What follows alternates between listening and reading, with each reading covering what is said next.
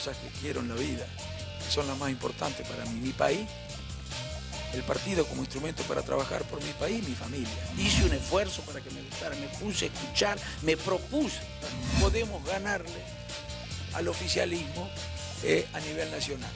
Lo que están haciendo está bueno, preguntar qué es lo que se vota, para qué estamos votando. Sé que se vota para diputados, senadores. Para presidente, y diputados, senadores y concejales. Los posibles candidatos para las próximas elecciones. A la presidencia. En octubre, legisladores, intendentes.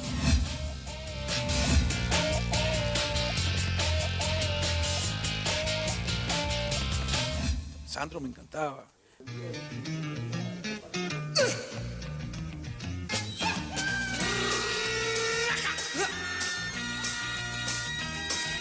Tengo un mundo de sensaciones, un mundo de vibraciones que te puedo regalar. Tengo dulzura para brindarte, caricias. Y empiezan todos Alfonsín. Más allá de aquel maestro, de aquel docente, de aquel chascomús a este presente, ¿había otro camino que no fuera el de la política para un apellido contundente para este país, para un nombre contundente como el suyo? En realidad a todos los hijos, nos interesó y nos gustó muchísimo la política. Pero política, en el sentido de asumir responsabilidades dirigenciales o de representación electoral, el único que hizo política en este sentido fui yo. ¿Y cómo era ese chascomús y esa familia? ¿Cómo estaba conformada? ¿Cómo se desarrollaban esos primeros años? Sí, Chascomús era lindísimo, muy distinto, porque había muchos menos habitantes. Cuando yo era chico, qué sé yo, recuerdo, en la esquina de mi casa empezaban las calles de tierra. Yo vivía en el barrio de la Estación, me encantaba ir a jugar a la Estación, no solamente cuando venían los trenes, sino en los talleres de la Estación, porque en Chascomús nos conocemos todos y los jefes de los talleres nos dejaban jugar allí donde no fuera riesgoso. Teníamos la plaza enfrente. Me acuerdo cuando tomábamos, saliendo de mi casa a la izquierda, estaba la plaza, allí tomábamos el Mateo, que es un sulky, ¿no? Para ir a la laguna, íbamos con mi padre iba más tarde, nosotros íbamos después de comer, era una tortura porque había que hacer la digestión para bañarse, pero íbamos el Mateo. Había un micro que circulaba por la ciudad, pero muy a las perdidas. Bueno, era lindísimo. Y el quiebre suyo en particular, porque había elegido ser docente también. Fue una elección primera esa, ¿no? Sí, yo me recibí de maestro, luego me fui a estudiar abogacía y cuando me recibí empecé a ejercer en Chascomús, pero además ejercí también la docencia. Empecé a ejercer abogacía y la docencia y daba educación cívica en tiempos de dictadura. Se imagina, era como esquizofrénico, porque tenía que seguir el programa que hablaba de, supónganse... La Constitución, por ejemplo. La Constitución, el derecho al voto, la división de los poderes, y nada de eso existía en la Argentina. ¿Y cuándo empieza a hacer política de modo concreto en la acción, en la militancia? ¿Cómo es ese quiebre? Siempre hice, lo que pasa es que nunca fui ni candidato ni asumí, decía, funciones de representación, no fui tampoco autoridad partidaria. En el año 93 fui convencional provincial, pero siempre hice política. Incluso les digo, por ejemplo, bueno, escribía documentos que después eran presentados en las convenciones, escribía artículos para los diarios que firmaban otros, pegábamos carteles, me subía a los árboles para pegar pasacalles, pero ya hasta pasados los 40, ¿eh? Y en el año, cuando Alfonsín dejó de ser en el partido la figura indiscutible, cuando ya algunos, bueno, empezaban a cuestionar, digamos, legítimamente, pero desde mi punto de vista equivocado, lo que representaba Raúl Alfonsín en términos de ideas hacia adentro del partido, ahí dije, me voy a meter con todo. Pero pensé que me iba a quedar militando nada más que en mi sección. Después me extendí a la provincia y después al país. ¿Y eso, habiéndolo hablado en casa, cómo fue ese...? No, nunca le dije al ese viejo. Crecimiento. Nunca le dije al viejo, no, el viejo se iba enterando, nunca le dije. ¿Y qué decía? No, él yo creo que se sentía, bueno, diría contento, no quiero decir orgulloso, porque suena horrible que diga yo esto, pero yo sé que sí, que él se sentía contento. Pobre, él quería que yo fuera candidato a diputado antes de morirse, estoy hablando del año 2009, ¿no? Quería que yo fuera candidato a diputado y no pudo ver mi candidatura. Finalmente fui candidato a diputado y ahora vuelvo a hacerlo. ¿Hay un paralelismo que usted ha establecido sin darse cuenta? Cuando empecé a ver que las ideas, la idea que tenía Alfonsín acerca de lo que debía ser el partido, incluso cuando vi que se desnaturalizaba algunas de las cosas que él decía y las desnaturalizaban algunos de sus propios seguidores, empecé a decir, no, yo me meto en este partido, en la provincia de Buenos Aires, y bueno, tuve que asumir responsabilidades muy importantes, y sí, produjimos una renovación, pero después de muchos años, porque fíjese que yo empiezo a pelear en el 2003, creo, en la provincia, y ganamos recién en el 2010, así que perdí muchas, ¿no? ¿Qué encuentra usted? No lo que ve la gente, lo que usted ve de su padre en su personalidad, en su acción política. Bueno, en primer lugar, en lo físico dicen que me parezco mucho. Sí. Yo creo que soy bastante más buen mozo.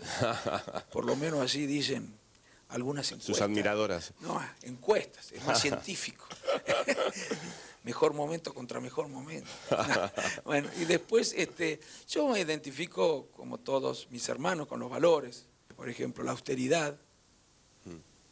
No le importaban las cosas materiales.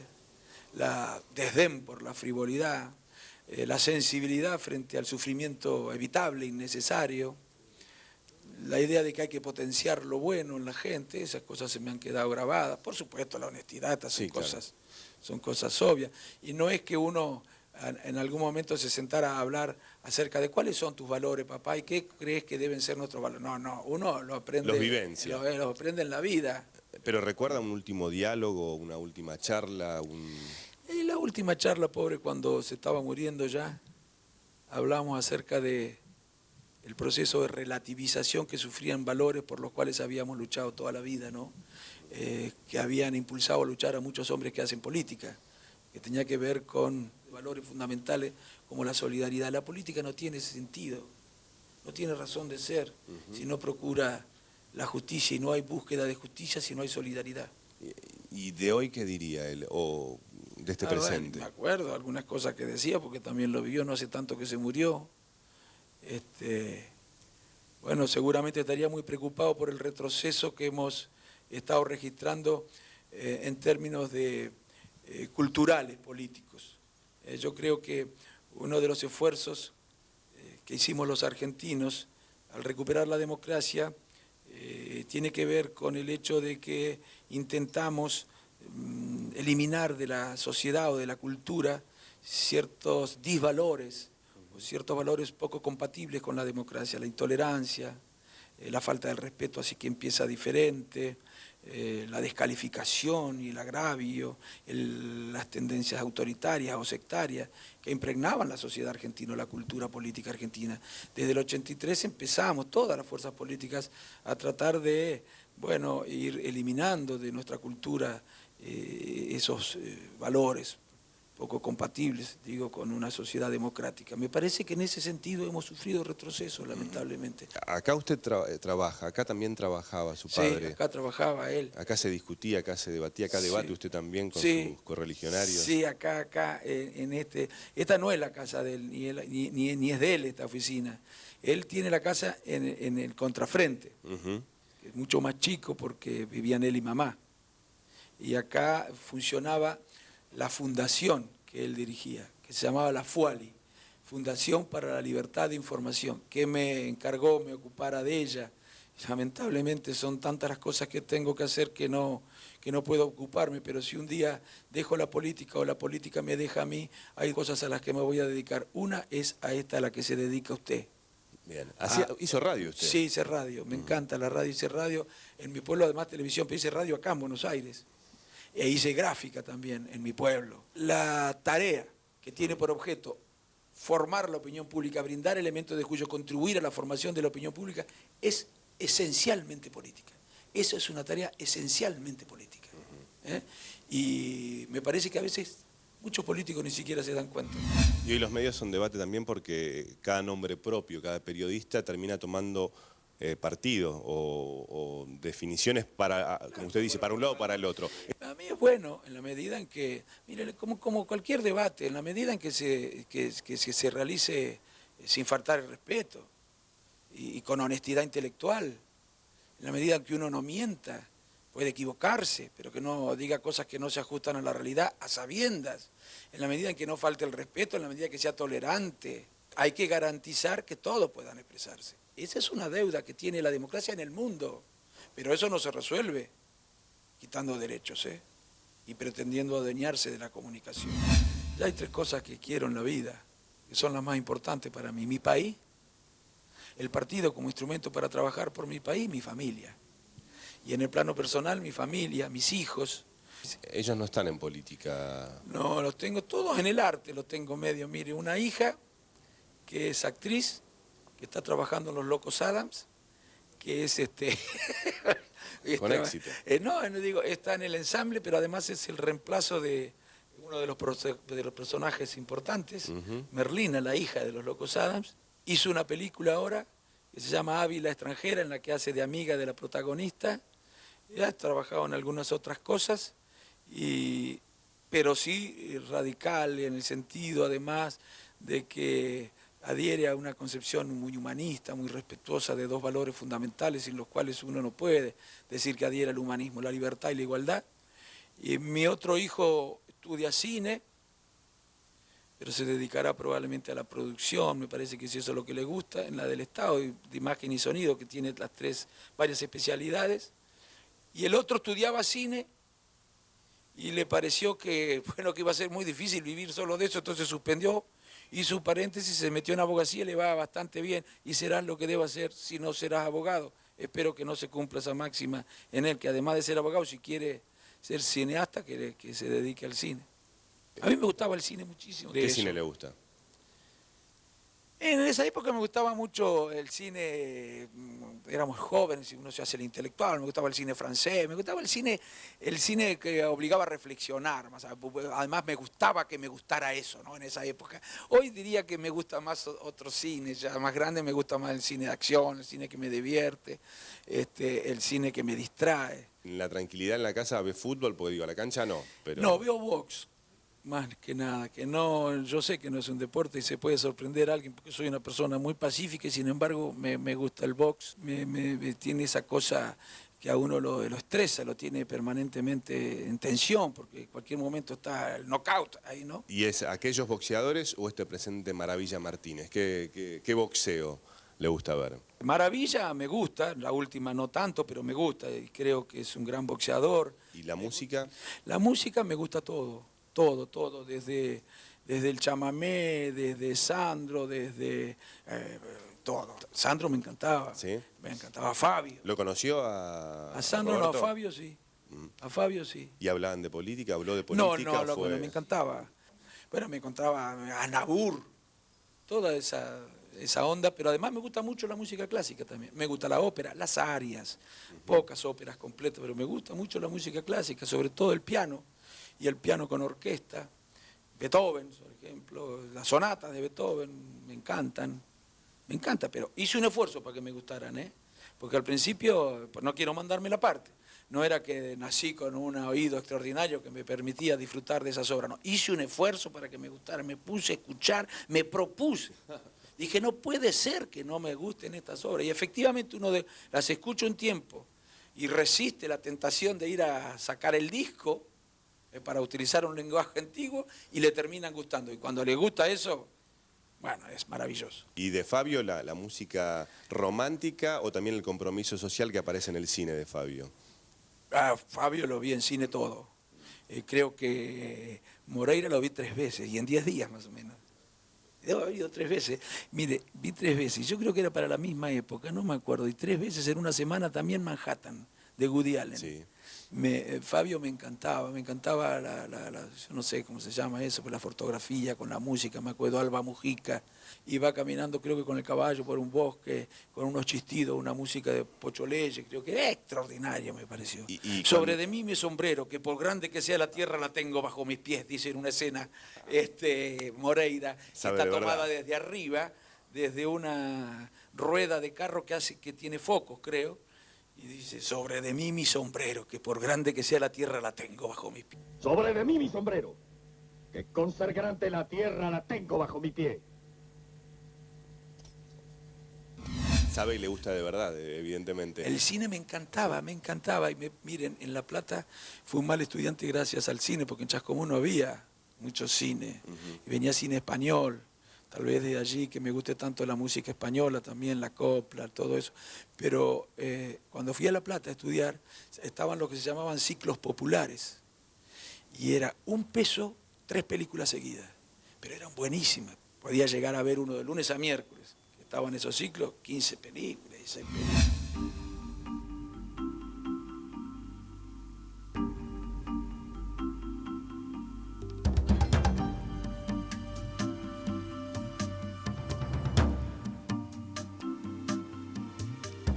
Estas son algunas de las fotografías que fueron tomadas en los viajes que ha hecho por el mundo, ¿no? En este caso con Juan Pablo II, acá con el rey de España, un honoris causa en Santiago de Compostela. Aquí está la entrega del Nunca Más, con Mitterrand, una foto, con Pertini, grupo de los 6. Una relación, la del político con la familia, compleja, siempre. Pobre, la familia sufre las ausencias, a veces ciertas cosas que son vividas como verdaderas desconsideraciones, porque uno tiene que sacrificar. Por supuesto, uno siempre ha contado con el apoyo y la solidaridad de todos, pero es una relación difícil que padecen sobre todo la esposa de uno, ¿no? Por ejemplo, yo puedo hablar por mi casa. Mamá era una mujer que sufría la política y nos decía, ay, no, cuidado si se casan con la política porque no se puede sacrificar a la... Sí, mamá sufrió, pobre, la política. Yo empecé a hacer política cuando mis chicos eran más grandes ya, ¿no? Entonces ellos, por ejemplo, mi ausencia, para no mencionar sino alguna de las cosas que tienen que ver con la relación política-familia, la sufrieron de grandes, ya en todo caso sí la sufrieron.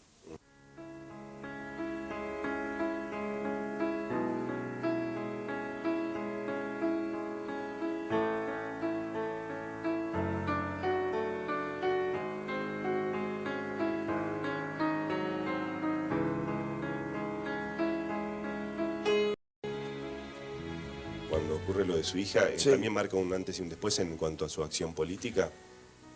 No. Digo, por los tiempos, porque uno elige los tiempos también para otra cosa. En ese momento yo no sabía qué iba a ser de mi vida, por supuesto, como cualquier padre que le pase una cosa así. No sabía, qué iba a hacer en política, ¿no? Cómo podría seguir viviendo para adelante. Y lo cierto es que la primera semana me quedé encerrado, me acuerdo, porque me lo contaron mis amigos. Mi padre los llamó a 2 amigos míos, políticos ambos, Miguel Basso, uno es diputado nacional, y el otro Jorge D'Antoni, candidato a diputado provincial ahora, y les dijo, por favor, les pido, llámenlo, organícenle actividades, sáquenlo, porque si se deja llevar por el estado emocional en el que uno cae cuando ocurre una circunstancia de esta naturaleza, va a ser difícil sacarlo. Bueno, y me sacaron, me organizaron y efectivamente uno esa mochila la lleva, pero la acomoda. Yo me acuerdo que fui a ver a una persona amiga mía, a la que le había pasado lo mismo y me ayudó muchísimo en la conversación. Por eso les digo a los que también padecen cosas como estas, que finalmente se termina acomodando la mochila. Siempre se llega, pero no la puede acomodar.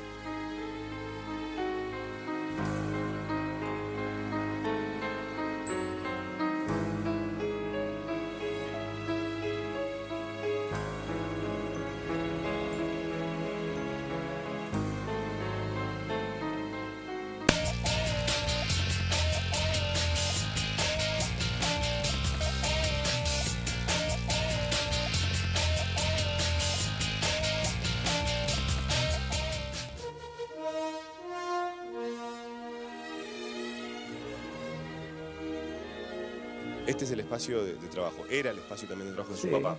Este era, además del lugar donde está la biblioteca, el espacio donde escribía. Y yo también, cuando tengo que escribir algo, vengo aquí porque tenemos una mesa más grande que nos permite desplegar más libros y papeles y la computadora. ¿La biblioteca es una biblioteca? La biblioteca es de mi padre, esta me la cedió a mí, yo a su vez se la cedí a los que quieren hacer una suerte de fundación, Raúl Alfonsín, y yo tengo mi propia biblioteca, por supuesto que muchísimos autores están en una y en otra, ¿no? ¿La ha recorrido? Sí, además tengo, está ordenada, la mía todavía no, está ordenada por autor y tiene toda unas planillas, así que voy a las planillas a ver cuando necesito algún autor. ¿Suele utilizarla? Sí, o... por supuesto, ¿sí? por supuesto. Si no tengo los libros yo los vengo a buscar acá. A por ejemplo, acá de casualidad, lo tenemos los dos. Michel Albert, Capitalismo contra Capitalismo, Noam Chomsky, Ilusiones Necesarias. Lo que estoy viendo acá, ¿no? Este otro también lo tengo. Aquí finalmente es literatura que tiene una línea concreta con la política. No, es todo. ¿Todo ahí? Es todo acá. No, acá es todo política. Por eso. Todo política. Puede haber alguna cosa que no tenga que ver, pero en general es todo política esto. A él le gustaba mucho el teatro. Mucho le gustaba el teatro. Incluso a él le hubiera gustado escribir teatro. ¿Sí? Sí. Y una vez escribió un guión para un cine, para una película. Quería hacerla por televisión. Se lo dimos a Stivel al guión. Era en la época en la que estaba ese ciclo Cosas Jugadas que dirigía él. Claro. Bueno, él dijo, esto es para cine, no es para televisión. ¿Y lo tiene? No lo tenemos, el guión, no sé dónde está el guión. Era la vida, una película de amor y de política era. Era un político que se enamoraba, querían atentar contra su vida. Me acuerdo de una escena. Estaban en un acto, la novia se entera de que lo iban a matar a último momento, y llega corriendo hasta el acto, trata de atravesar entre la gente, ve que no puede llegar al escenario para avisarle que le van a disparar desde uno de los edificios, entonces le grita a Alfonsín para avisarle, y la gente cree que lo está, aclamando, y empiezan todos Alfonsín, Alfonsín, Alfonsín. No Alfonsín, Fernández era, perdón, Fernández, no, él no era el protagonista, Fernández le grita, entonces todo el mundo le puede, finalmente no muere, termina bien.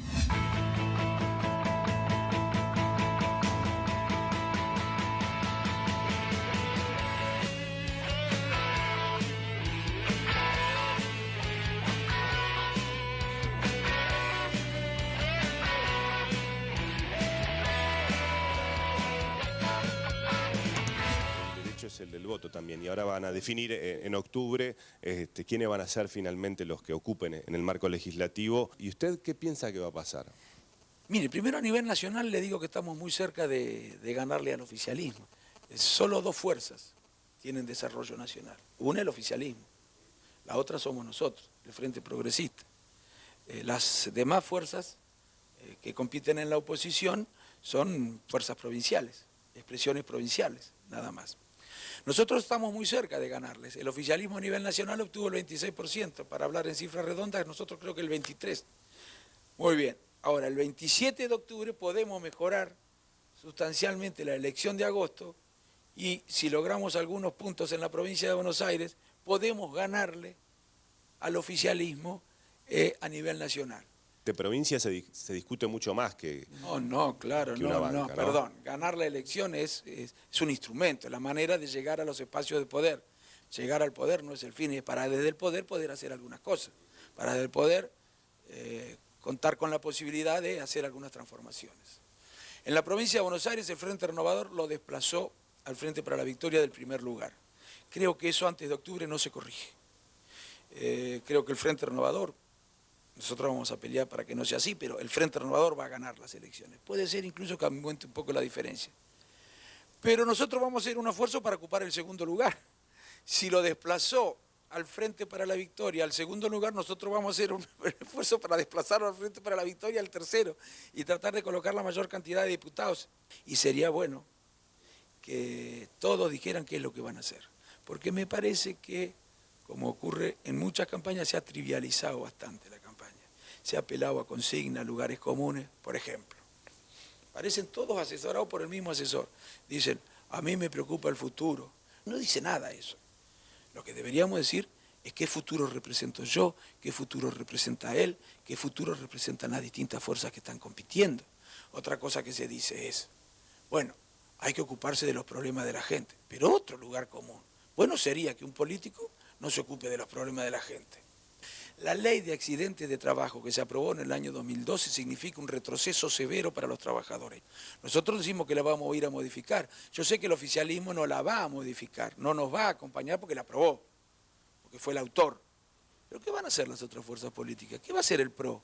¿Qué va a hacer el Frente Renovador? ¿Por qué no se expresan? Y que no me vengan con el argumento que utilizaban en la época de Menem de la industria del juicio, porque la verdad que con ese argumento han desprotegido a los trabajadores. ¿Y usted qué opina de Massa? Massa es un candidato más. Yo digo que la disputa entre el Frente Renovador y el Frente para la Victoria es una disputa entre justicialistas. Y se van a reunir, ya empezaron a reunirse. Ya empezó el proceso de reunificación. ¿Usted no ve diferencias entre Massa e Insaurralde? A ver, lo que pasa es que adentro del justicialismo hay diferencias. El justicialismo a veces compite por centro izquierda, a veces compite por centro derecha. Esa es una característica del justicialismo. Cambia de ideología según la ocasión. Pero digo que son hombres del justicialismo. Esto quiere decir que probablemente todos los que hoy están en el Frente para la Victoria se sumen al Frente Renovador. Y el justicialismo en ese caso irá a competir por las elecciones presidenciales del 2015 desde posiciones más parecidas a las que se aplicaron cuando gobernaba el neoliberalismo en la Argentina. Eso representa el Frente Renovador. Eso no plantea el gobierno y sus figuras políticas. Y aprovecho para preguntarle por la presidenta. Usted critica, pero es muy respetuoso de la presidenta. Sí, y de todos. Yo no creo, mire, así como no creo que que pueda progresar una familia, una empresa, cuando se faltan el respeto a los miembros de una familia, si los hermanos se destratan y descalifican entre sí, o los hijos a los padres, o los padres entre sí. Entonces a mí me parece que no hay que responder a las agresiones con agresiones. Hay que poner la otra mejilla, no tanto digo, pero hay que tratar de dar el ejemplo. ¿Y la convocatoria al diálogo qué le parece? Yo hubiera ampliado ese diálogo, porque ha convocado a los sectores afines, y yo creo, a ver, pero si no lo hace por amplitud, por espíritu democrático, que lo hagan por viveza, porque queda bien, aunque sea que lo hagan por eso, que convoque a los que piensan distinto, va a causar una mejor impresión y tal vez aprendan algo, tal vez comprendan que tienen que producir algunos cambios. Ha convocado a los amigos, ¿y sabe qué? Los amigos en privado dicen una cosa, pero frente a ella después le dicen otra, como suele ocurrir en la vida. Y con eso mejora el gobierno también. Porque si se toman decisiones que despiertan o modifican la expectativa que hoy la sociedad tiene respecto a la evolución de la economía, que no es positiva, también va a mejorar el gobierno. Recuerdo mucho a su papá, que la vehemencia y el enojo estaban muy cercanas. ¿Usted se enoja también mucho? ¿Sabe qué me enoja a mí? Le digo la verdad y hago mal, pero me enoja hasta cierto límite. Es fastidio. Me fastidia la deshonestidad intelectual, no la diferencia. La deshonestidad intelectual es muy fácil advertir cuando el que está dialogando con uno, cambiando opiniones con uno, incurre en trampas intelectuales, en deshonestidad intelectuales. Me fastidia, tampoco no me fastidia el oportunismo, el ocultamiento, la tergiversación de la realidad. Uno puede callarse la boca. A veces puede tener, porque considera que es prudente, una actitud reservada y no decir, pero decir lo contrario de lo que ocurre. Esas cosas me fastidian los que pontifican, los que vienen a decir, a ponerse siempre maestro ciruela, los que se sienten la dueña de la verdad. ¿No son bastante insoportables en la vida los que actúan así? En política también, Mi principal preocupación es luchar contra las injusticias evitables. Hay algunas que no se pueden evitar. Hay algunos dolores que en la vida no se pueden evitar. Sabemos a qué nos referimos. Pero hay otros que sí se pueden evitar porque tienen origen social. Y se puede luchar para evitar esos errores. Bueno, yo lucho por eso, sabiendo que es muy difícil. Pero esa es mi idea acerca de lo que hay que hacer en política. Si no, la política no tiene sentido. ¿Y qué cree que le queda hacer entonces? Seguir trabajando en política y tal vez con más libertad podría hacerlo si no soy candidato. Porque voy a decir muchas cosas el día que no sea candidato, con buena onda, pero voy a decir muchas cosas. El día que no sea candidato, que ahora no puedo decir porque no se puede. ¿Qué no se puede? No, hay cosas que no sería prudente decir. Pero cuando uno sea candidato, sí, para aclarar, para generar más conciencia acerca de las cosas que ocurren y que muchas veces no son fáciles de advertir, las dificultades, bueno, pero probablemente me gustaría escribir. Ahora estoy pensando en hacer nada así académico, no si ustedes quieren, pero una invitación a la política, combinando teoría con práctica, porque hay que unirlas a las dos, porque la teoría debe acercarse, hacerse cargo de las limitaciones que supone la realidad, y la práctica debe nutrirse de la teoría para poder comprender mejor la realidad. Entonces, bueno, mire qué ambicioso, pero me procuraría hacer un libro de invitación a la política que parta de determinada información teórica, digamos, pero también de determinada información que nos da la práctica. La práctica para los gobiernos radicales ha sido compleja y en la teoría quizás estaba la posibilidad, y cuando hubo que marcar terreno en lo real... En la Argentina hay 2 o 3 mitos que están relacionados. Uno es que el radicalismo no es bueno en la gestión económica. Ese es un mito, que tiene que ver en realidad con el hecho de que nos ha tocado gobernar en momentos muy difíciles, no con viento a favor, con vientos en contra. Fíjense, si en la década del 80 nosotros hubiéramos tenido el precio de los productos primarios que tiene la Argentina desde el año 2003, y otro gallo cantaría. La tasa de interés en aquellos años en el mundo, y que pesaba sobre nuestra deuda, estaba arriba del 20%. Hoy es casi negativa, desde el año 2003 está 4, 5, casi negativa. Rodeados de dictaduras en América Latina, aislados y desacreditados en el mundo, veníamos de una guerra, un país que le había hecho la guerra a la OTAN, la guerra de Malvinas, endeudados hasta la cabeza y en cesación de pago, habíamos dejado de pagar. La verdad es que no pudimos resolver muchísimos problemas económicos, pero no es porque nosotros tengamos incapacidad de gestión, sino porque no sé si algún otro partido hubiera podido resolver esos problemas. Y el otro mito es el siguiente: que el justicialismo represente más que nosotros preocupación por la justicia social. Yo creo que sinceramente la Unión Cívica Radical, que nace como la causa de los desposeídos, que nace como un partido que lucha por 2 valores fundamentales, la libertad y la igualdad, eso es lo que recibe el nombre en el justicialismo de justicia social.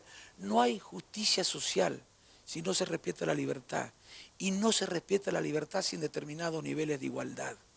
Entonces esto nos acerca muchísimo a los sectores populares. Sin embargo, no está instalado esto.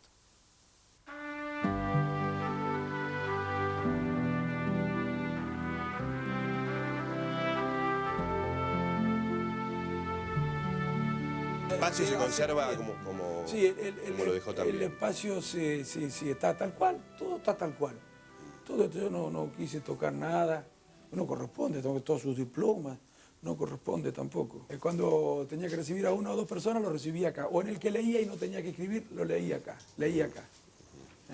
Este era ese lugar. ¿Y hay algunos libros nuevos, suyos? Sí, la mayoría de estos son míos. Sí. La mayoría de estos es lo mismo que los que están en aquella otra pila, son libros que me regalan, porque que me van regalando, me van acercando, ¿ves? Para Ricardo Alfonsín, con afecto y con cariño, Mariano Grondona, a mí. Allí hay, podríamos decir una interna, pero en realidad ahí pareciera que hay camaradería, ¿no? Sí. ¿Qué nombres, ¿no? De la política y del radicalismo en particular, ¿no? Está el Chino Balbín en el centro, se nota haciendo un discurso. A la izquierda del Chino, Ilia, a la derecha el Chino, Papá. Y acá, en el otro extremo izquierdo, está el bicho León, Luis León.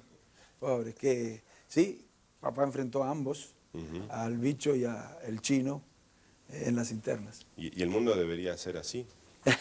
El mundo, ojalá fuera más solidario el mundo. Otras fotografías también. Estas son de mis abuelos, de padres familia. de papá. Por un lado del de abogado, por otro lado también de la Convención Nacional Constituyente. Sí, este es del año 50, cuando se recibió de abogado, y este es del año 94, el diploma como convencional constituyente. Bueno, sí, tienen valor personal el diploma y...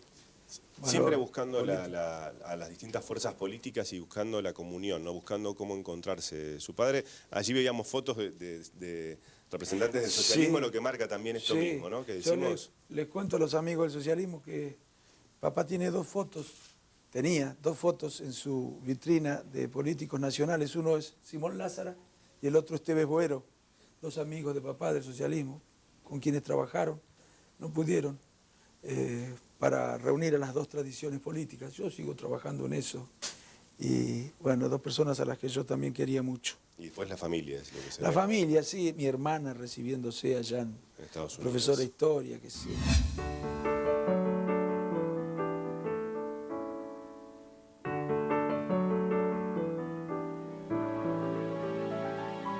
Ricardo, es un espacio, decíamos, de política y de familia, confluyen ambas cuestiones, y aquí hay también un poco de esto, porque hay recuerdos de la vida política de Raúl Alfonsín. ¿Qué es lo que vemos? Sí, porque esta era la oficina de mi padre.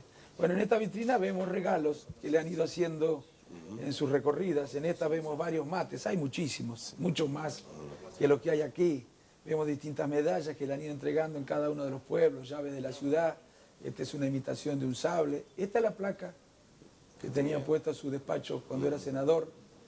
Bueno, estos son premios. Creo que este es un premio que le dieron en España. No son todas cosas que tienen que ver con sus viajes y recorridas. Bueno, aquí una foto, por un lado, bueno, Morena, esto de sí, un espacio interno, una formación concreta de trabajo. Sí, bueno, también yo no soy muy respetuoso de este lugar que es el de mi padre y no incorporo las cosas que me regalan a mí cuando visito. Me regalan también muchísimos mates. Salvo esta foto, sí, es una foto cuando estuvimos en Pozo del Tigre, veníamos del Chaco, acá estamos en el Chaco, se nos había quedado, que nosotros somos un partido con mucha austeridad, el auto en el que estábamos haciendo campaña, tuvimos que empujarlo y nos íbamos precisamente a Formosa, Pozo del Tigre, donde había ocurrido un tornado que hizo estragos, un desastre en la ciudad, y vi las chapas enroscadas, me hacía acordar a esos cuadros de Dalí, o las enroscadas en la copa de los árboles, las chapas de las...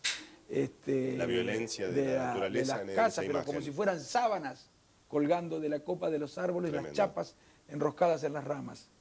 Una cosa impresionante, realmente. Habló de Fabio y dijo que le gustaba su cine. Sí. Y ahora el peronismo también aparece como es. Sí, esta es otra cosa que tengo aquí, siempre la tengo, porque es bueno tener... para hacerlos entender un poco a eso. ¿Esa con los empleados, con la gente que trabaja con usted? Esto me lo regalaron los compañeros peronistas, porque yo tengo muy buena relación, sobre todo con el peronismo, que creo heredé de mi padre también. Entonces esta dice, Ricardito, pa' tu mandato, tus compañeros peronistas me acercaron esto, que siempre lo tengo al lado. Un abrazo, ellos saben quiénes son, un abrazo muy grande para ellos, siempre lo tengo al lado mío. Por si alguien se indisciplina.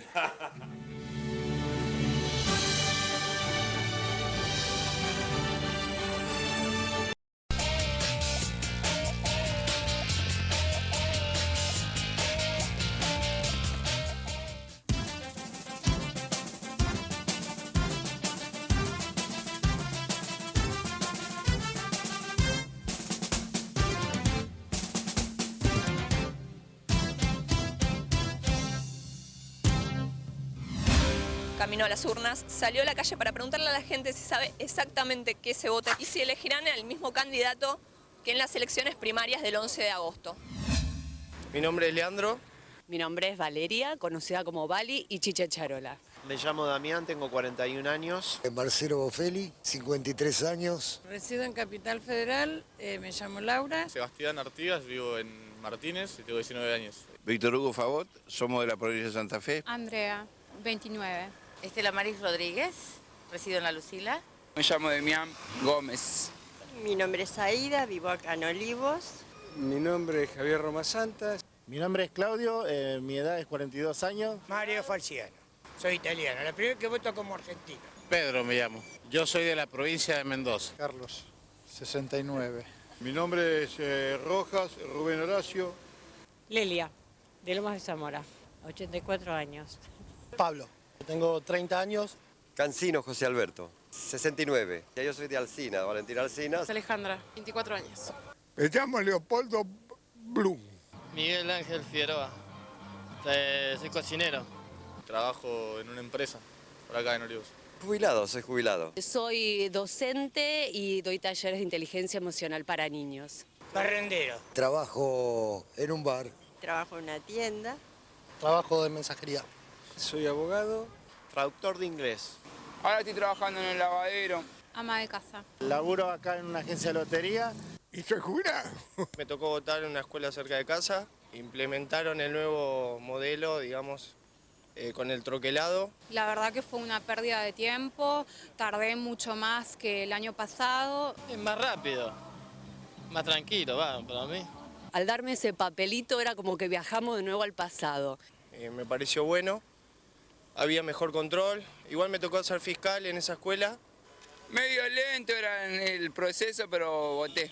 Tuve suerte de que en mi mesa no había tanta gente y se me hizo rápido. Aparte tenemos que adaptarlo a lo que es lo nuevo, la tecnología también, o sea, no es un sistema malo, está muy bueno. Sí, la verdad que fue bastante más rápido que las últimas elecciones. Va bastante lento hasta que terminan de cortar el cosito. Uno de los fiscales agarraba el documento, miraba, el otro se lo pasaba, sacaba el troquel y el otro ya se quedaba con el documento para devolvértelo. Yo por ahí pensaba pegarlo en alguna hojita del DNI, ¿no? Uno a veces se descuida y puede perder las cosas. La persona que lo pierde supuestamente tiene que pagar 50 pesos, es lo que escuché. ¿Qué es lo que se vota en octubre? La presidencia, ¿no? Elegimos diputados nacionales, senadores. Se votan las legislativas, acá en la ciudad, diputados y senadores. La verdad, no sé qué se vota el 27 de octubre. Para senadores y diputados y en las provincias puede ser que haya concejales también. Para el Senado, como se va a formar para el 2015. No sé, la reelección, qué sé. Y se vota para diputados y senadores, provinciales y nacionales. Esto era como para sacar un poco de partidos. La reelección de nuevo para ver a ver quién va a quedar. Los posibles candidatos para las próximas elecciones. Lo que fueron las elecciones primarias, pero bueno, ahora serían las de verdad, ¿no? Senadores, diputados, concejales. Sé que se vota para diputados, senadores, en las municipalidades para concejales. A la presidencia. Diputados, senadores y concejales. Para presidente. En octubre, legisladores, intendentes, presidentes comunales y diputados. Las anteriores fueron para concejales, senadores, todo eso. Uno políticamente tiene una postura, se identifica con, digamos, con la idea y bueno, iba atrás de la idea a través del voto. En las PASO voté lo mismo que voy a votar en octubre, exactamente lo mismo. Votamos dentro de primarias, que era otro esquema de votos, y ahora son las elecciones definitivas. No voté en agosto porque estaba internado. Generalmente cuando voto trato de descubrir la historia que hay detrás de cada uno. Si lo elegí una vez, no va a cambiar en estos 2 meses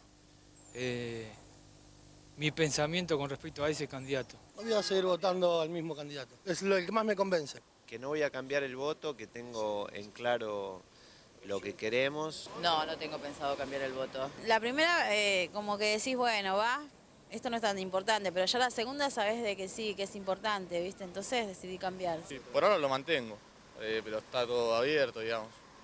No me caso con nadie.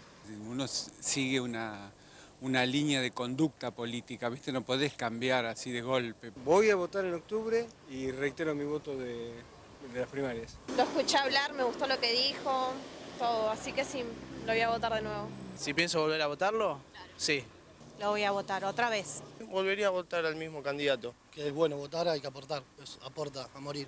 Lo que están haciendo está bueno, preguntar qué es lo que se vota, para qué estamos votando, cuánto nos costó llegar a poder votar. Y bueno, esto es lo más lindo.